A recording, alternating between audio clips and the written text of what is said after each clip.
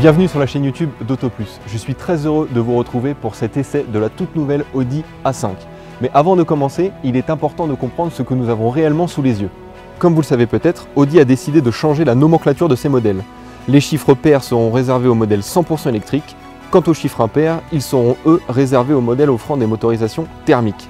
C'est pourquoi Audi a décidé de réunifier les familles d'A4 et d'A5 pour nous proposer cette nouvelle A5. Disponible en version break baptisée A5 Avent, nous l'avons aussi ici en version de base. Présenté il y a peu, nous pouvons aujourd'hui en prendre le volant ici sur les routes de l'arrière-pays niçois. Alors qu'est-ce que donne cette nouvelle A5 sur la route? C'est ce que nous allons voir tout de suite.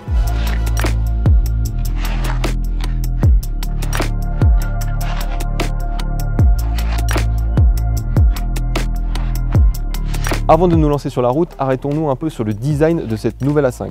Que ce soit dans cette version ou en version break, la A5 mesure 4,83 m de long, c'est 7 cm de plus que l'ancienne génération d'A5.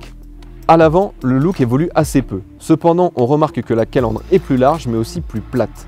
Les optiques à l'avant se sont affinées et le capot a été redessiné. Ce qui saute aux yeux ici aussi, ce sont ces deux grosses prises d'air de part et d'autre de la calandre qui sont bien fonctionnelles et non factices. Cette A5 que nous avons sous les yeux est aux spécifications allemandes, mais c'est à peu près ce qu'on va retrouver sur les A5 françaises équipées de la version S-Line qui offre des éléments de design exclusifs, que ce soit à l'intérieur comme à l'extérieur. De profil, très peu de changements comparé à l'ancienne génération d'A5, si ce n'est l'apparition de ces poignées de porte affleurantes ainsi que ces très belles jantes en 20 pouces. Mais c'est à l'arrière que l'on observe des vraies différences. Si elle reprend à l'ancienne génération d'A4 sa version break, elle reprend à l'ancienne génération d'A5 son haillon. En parlant de ce dernier, on remarque qu'il remonte juste ici à la façon d'un aileron à bec de canard. Ce dernier surmonte cette grande barre lumineuse qui relie les deux feux entre eux. Si sur les A5 de base, les feux arrière sont en LED, ici nous avons droit à une technologie OLED. Cette technologie OLED vous permettra de choisir vous-même la signature lumineuse de votre A5 parmi 8 configurations différentes. Cela peut être utile pour prévenir les conducteurs derrière vous d'un éventuel danger, comme ici quand vous allumez vos feux de détresse. Par exemple, un triangle se forme directement dans le feu. Malgré ces 7 cm de plus, cette version de A5 voit son volume de coffre réduit.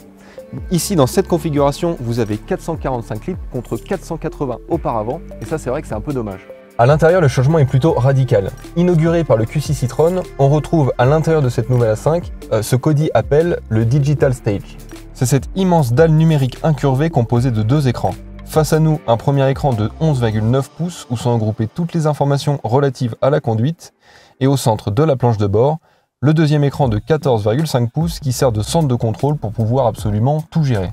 En option, vous pouvez ajouter ce troisième écran de 10,9 pouces qui sera réservé aux passagers. Les adeptes de boutons physiques vont être déçus à l'intérieur de cette nouvelle A5. Vous en avez très peu, si ce n'est aucun, mis à part le petit bouton qui sert à régler le volume de la voiture. Si nous devions donner tout de même un point négatif, c'est la présence de cette immense pièce ici en noir laqué qui devrait se rayer bien trop facilement. Que les grands gabarits se rassurent, vous aurez quand même assez de place à l'arrière de cette A5. Ici, bien que le siège avant soit réglé avec ma position, j'ai quand même assez de place, que ce soit au niveau des jambes ou bien ici au-dessus de la tête. Alors oui, si on pourra très bien voyager à 4, je pense qu'à 5 ça sera quand même assez compliqué, vu que le tunnel de la console centrale est quand même assez imposant. Les présentations sont faites, il est temps d'aller sur la route.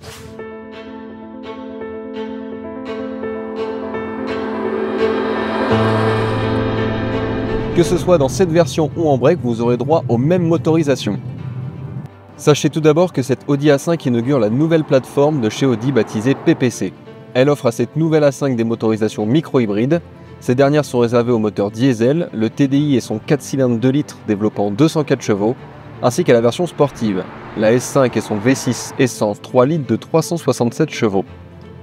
En attendant les versions hybrides rechargeables prévues pour 2025, vous avez également deux motorisations essence dépourvues d'électrification, les 2 litres TFSI de 150 et 204 chevaux. C'est ce moteur qui équipe notre version d'essai, le TFSI de 204 chevaux.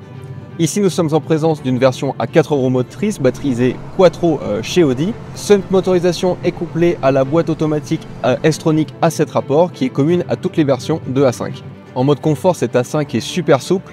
La réponse à l'accélérateur est quand même assez douce. Et c'est vrai que vous avez quand même un système de suspension qui gomme assez bien les aspérités de la route. Le moteur devant nous sait se faire très discret, cependant vous aurez quand même quelques bruits de roulement par-ci par-là. On est très bien installé à son volant avec un bon maintien latéral. Toutes les commandes tombent littéralement sous la main et face à moi j'ai un très grand affichage tête haute et sachez que ce dernier est entièrement configurable dans l'écran central. Dans cette A5 vous avez également le nouvel éclairage d'ambiance de chez Audi, un éclairage d'ambiance qui est totalement interactif puisque par exemple quand vous activez le clignotant, celui-ci vient se refléter dans l'éclairage d'ambiance que vous avez face à vous. Alors oui, dans les faits ça ne sert pas à grand chose mais ça a le mérite d'être là tout de même. Pour en revenir à la conduite, précisons tout de même que toutes les finitions S-Line seront équipées de série du châssis sport de chez Audi. Une fois que vous activez le mode sport à l'aide du Drive Select, le châssis se rigidifie, vous avez moins de roulis et en conduite plus dynamique, l'A5 et son système Quattro est très agréable à emmener. Elle va où on lui dit d'aller, la direction est précise et on ne ressent pas trop son poids. Idem pour la boîte de vitesse qui est aussi agréable avec une très bonne réactivité. En conclusion, on pourrait dire que cette A5 sur la route, c'est presque un sans faute. Côté tarif, l'A5 équipée du moteur essence de 150 chevaux en finition de base est affichée à 45 500 €. Quant à notre version, l'A5 TFSI Quattro et ses 204 chevaux en finition S-Line, le prix d'appel est fixé à 62 000 €. Si ce modèle vous intéresse, sachez que vous pouvez déjà la commander auprès de chez Audi. Elle devrait arriver en concession en novembre. Quant à moi, il ne me reste plus qu'à vous demander ce que vous avez pensé de cette Audi A5. Pour cela, rendez-vous en commentaire. Je vous invite à vous abonner à la chaîne YouTube d'Auto Plus ainsi qu'à nous suivre sur tous nos réseaux. A très vite.